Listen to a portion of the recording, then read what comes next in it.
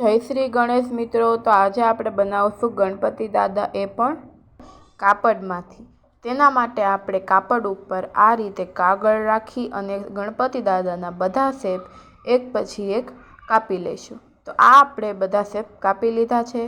પછી આપણે વારાફરતી વારા ગણપતિ દાદાના જે શેપ કાપ્યા હતા તેને ઉપરા ઉપર ગોઠવી દઈશું અને સિલાઈ કરી લઈશું। તો આ છે આપણા ગણપતિ દાદા તૈયાર। પછી આપણે લેસ છે તેને બધી બોર્ડર ઉપર મૂકી દઈશું। ગણપતિ દાદાની ઉપર આપણે તોરણ બનાવીશું, જેના માટે આપણે ફેબ્રિક કલરનો ઉપયોગ કરીએ છીએ।